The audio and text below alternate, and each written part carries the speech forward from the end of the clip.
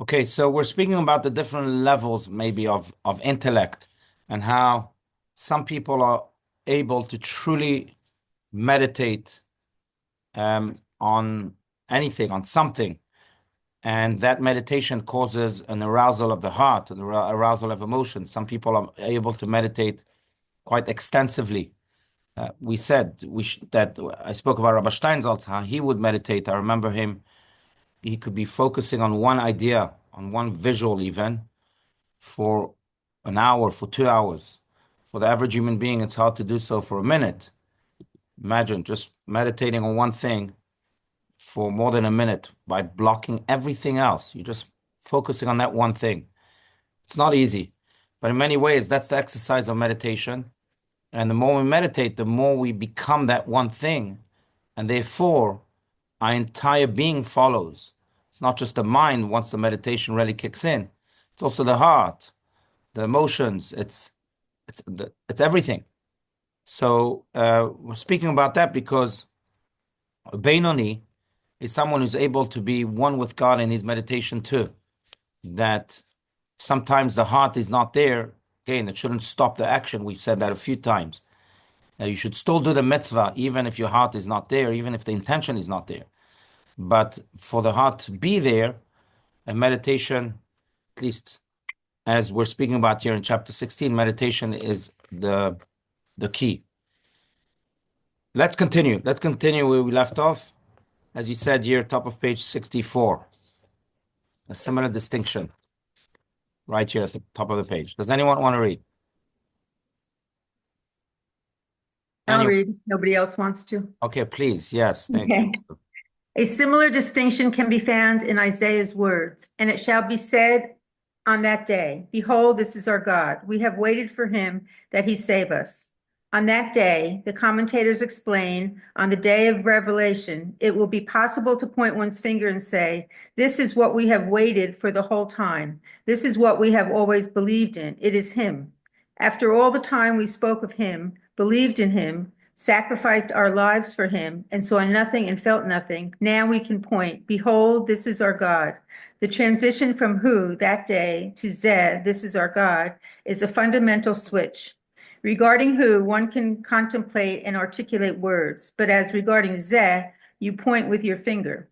The instant that God changes from who to zeh, no further explanation is required, neither about love nor about awe. It is self-evident.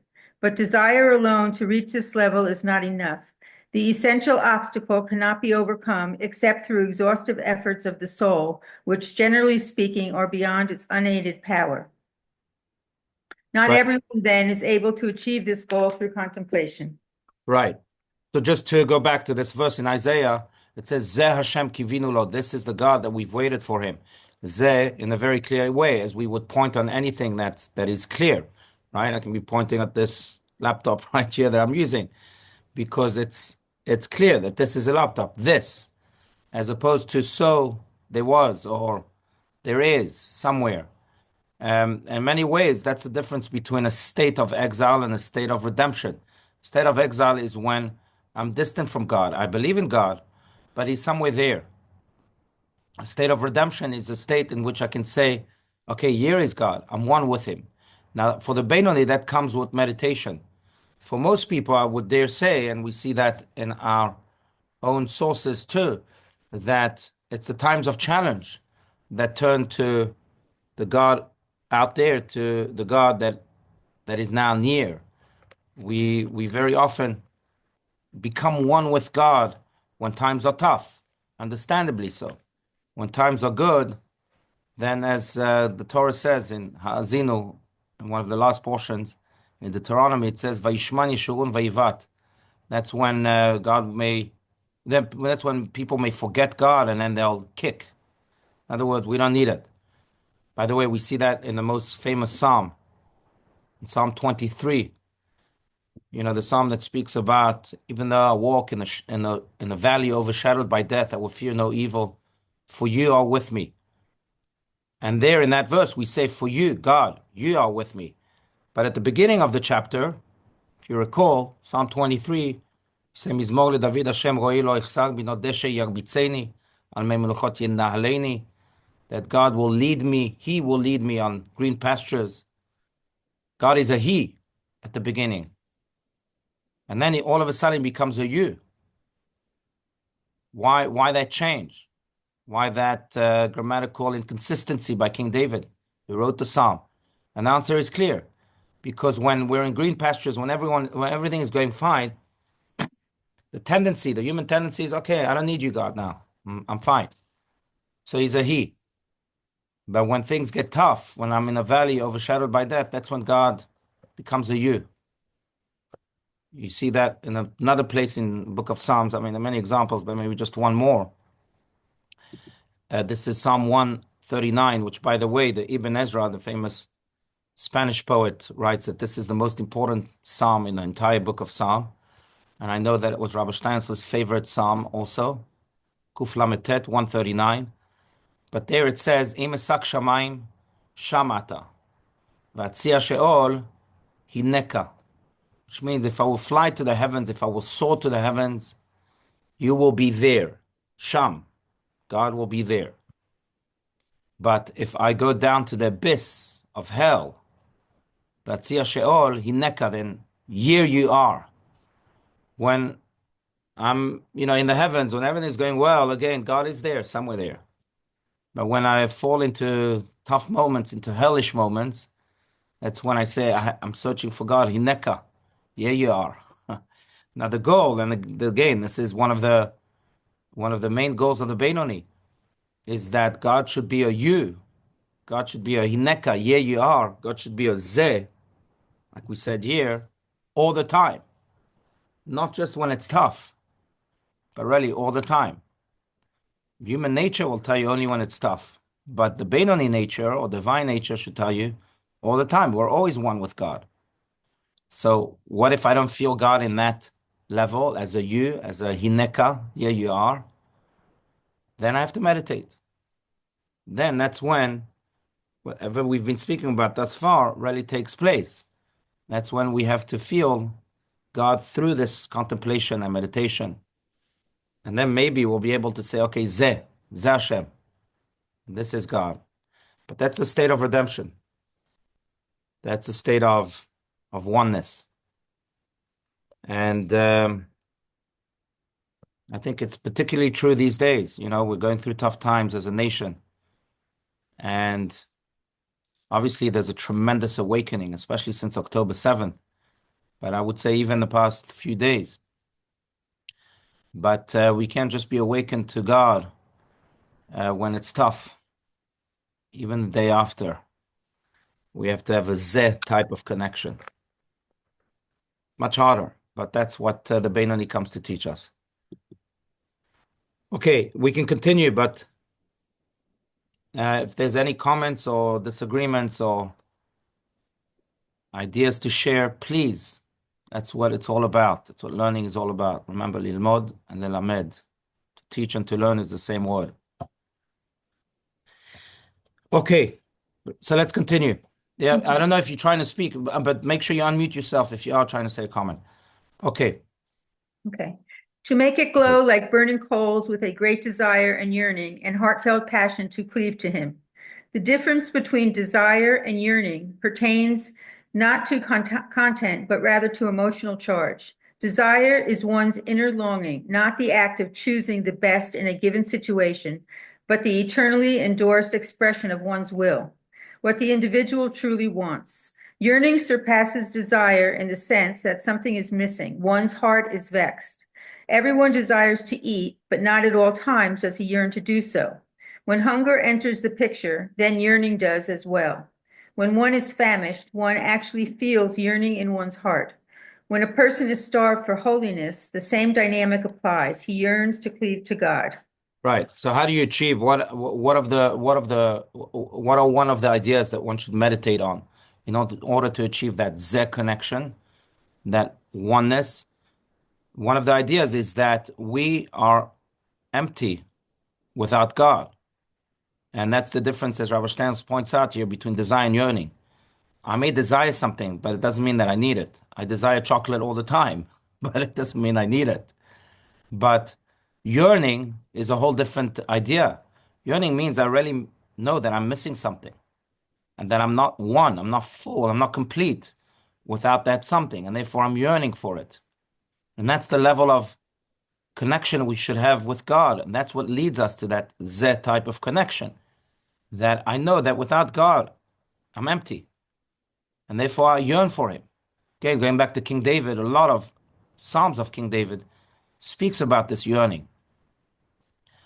In Psalm 61, it says, Tzam'a nafshi Elohim, that my soul thirsts for God. That's a deep type of yearning. And he uses that word time and time again, Tzam'a lecha nafshi, in another place. My soul is thirsty for you. There's a deep sense of yearning, knowing that without God, without being one with God, I'm really empty. Now, to make things very, very practical, I think this is very apropos because in our day and age, we think that money will fill that void, or we think that fun will fill that void, or we think that travel will fill that void, or I don't know, many other things will fill that void. And I can tell you that one of the most moving moments as a rabbi is seeing people, particularly towards the end of their lives, sometimes on their deathbeds, recognizing this truth that, okay, I've amassed all this wealth and I've done all these things, but I still feel a void. And that's when they turn to God. That's when God fills that void. I've seen it time and time and time again. And in many ways, the Benoni has that recognition from the get-go. He recognizes that, yes, you can amass all sorts of things, stuff, but if you are not filling that yearning, then you won't be complete. Then the connection won't be a Z connection. Might be a, how do you call it? Something else connection. That, who? But it's not a Z connection. Only the Z connection gives you a sense of completion, of fulfillment, of oneness. And that really, therefore, should be worked on each and every day. How am I incorporating God today? I don't have to wait until I'm 97. What am I, what moment, what part of my life am I filling with God today? What am I doing for God today? Not just for me. That's the way to fill that void. Now, sometimes you need meditation again, and everyone should have that. I think that's the power of prayer in the morning. Now we ask ourselves, okay, I'm connecting with you now, God, but how am I going to take you with me for the rest of the day? And many ways, that's how we become one, body and soul. That's a Zek type of connection. So it's the yearning, not the desire. Desire doesn't mean you're missing anything. Yearning does. So a level of connection should be a level of yearning. I just want to add on maybe on a slightly deeper level, but there are many words for yearning in Hebrew. It's interesting because you can know language by the amount of words it uses for specific things. So, for example, right, Eskimos have how many words for snow or for ice? 11, 13. We have many words for questioning because we're a people that question, especially if you include the Aramaic words in the Talmud. See that there are many words. But one of the things that we have many words for is yearning. Like we just spoke of a word, sam'ah. There's another word that's called tshuka. That's a word also, lishtokek. That's another word that's used for yearning.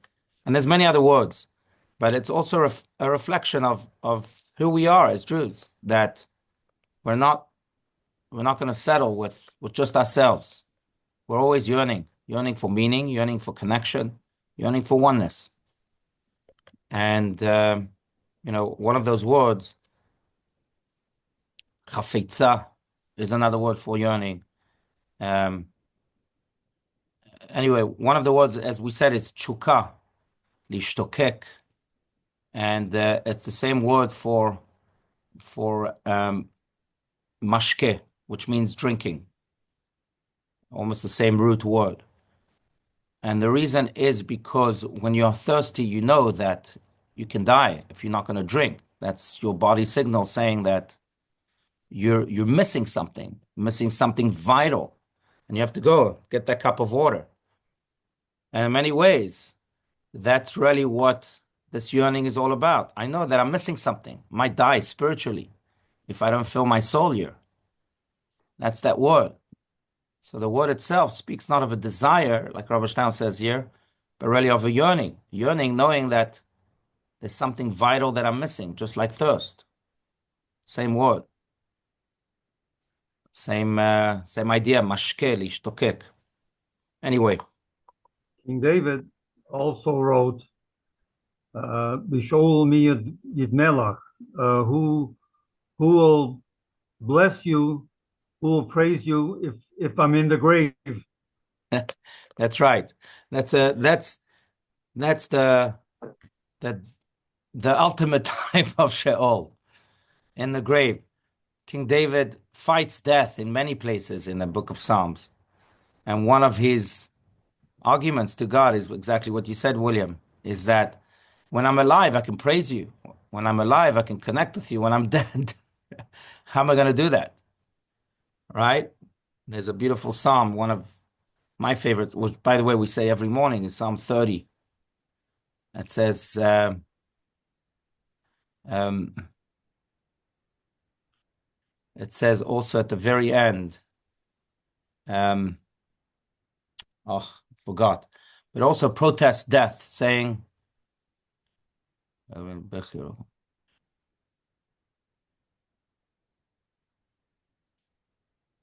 "Mabetza bedami berediti al shachat, ayotcha afar, can dust thank you, chafar amitecha, can my grave praise you?" So it's the same thing here. Yeah, that's the protest against Sheol, against the ultimate type of Sheol. And in many ways, that's what King David is saying, is that when we are not in a state of grave, let's not forget God. That's when we should praise him. That's when we should be grateful to him, and that's when we should be one with him. Okay, thank you, William. Yeah. Let's continue again. Please feel free to speak your minds. All right, let's continue, please. But the love is hidden in one's brain and in the recesses of one's heart. Every insight we have in the divine arouses our love or fear of God, though not always openly and not always with intense desire and yearning. We may appreciate the emotion without actually feeling it. In that event, the love is not revealed in the heart. Rather, it is confined to the mind and creates a conscious inclination toward the divine. This should not be confused with the hidden love within every Jew's heart, for the latter, not a product of the intellect, is the natural love that every Jew inherits. Right. So I think that's why the parable of thirst is an accurate one, because in many ways we are thirsty for that which we know we need, water, right? Most of the human body is water. And if we don't have a certain amount of it, then we can, God forbid, become sick or even die. So we are thirsty for that which we need, not that which we want. And same here with this type of yearning. I need God. I don't want God. And that need of God is what arouses that emotion. Maybe not emotionally, but certainly intellectually. I can intellectually understand, especially with that type of parable, that I need God. I don't necessarily want God sometimes, but I still need him. And that need is what creates this connection and eventually this oneness. It might arouse an emotion, like Rabbi Stein says here, and might not. It could be purely an intellectual conclusion. But recognizing that this is a need, a yearning, not just a want or a desire, is really the first step to that connection that can become again oneness. But that's what this is saying. You know, not everything that we need, we want. I will even make the case that many of the things that we need, we don't want. Maybe that's how God created human nature, or maybe there are deeper reasons for that. I'm sure there are many psychological reasons for that. But it doesn't mean that we should stop uh, requesting them or achieving them because the desire is not there. If the need is there, that's all that counts. So if the emotion isn't there with God, it doesn't mean that I have to quit because there's a need, even though it's not a want, no, it's not a desire. The goal, of course, is to want what you need and to need what you want. Not all that you want, but the real things that you want, what your soul wants, let's put it that way. But sometimes they're disconnected. And it doesn't mean that we have to stop the search and stop the connection if the want isn't there. That's really what this is saying. And I will say that, it's interesting because there are many things that we do against our will because we know that we need. Do we need it? Do we want to go to work every day? I don't know. But many people don't. But they understand they need it. Now, when it comes to selfish reasons, so even if there's no want, we usually just do it because we know we need it, like work, right? Some people go to the gym every day and understand that they don't want it every day, but they need it every day, understandably for health or whatever. And there are many other examples. But what aches me and should ache every human heart is that the needs are always fulfilled, even if the wants are not there, if it's self-oriented. What about if it's other-oriented? Do you want to help someone? Maybe not, but you need to. So do it. You're doing it for yourself. So why not do it for the other? You need to. Doesn't matter what the want is. Do you need to be in this relationship? Yes. Do you want to? Maybe not. But it doesn't matter. So when it comes to the self, we're excellent at just doing that which is needed, even though it's not wanted. When it comes to the other, that's where we have trouble. But really, the goal and gain of the Benoni is to have the need whenever it is needed, whether it's me-oriented or other-oriented. The want will come thereafter. And if we really contemplate and meditate, the want will come. But the need is what's most important, and it doesn't matter towards who, towards me or towards the other. The need should be answered regardless, even if the want is not there.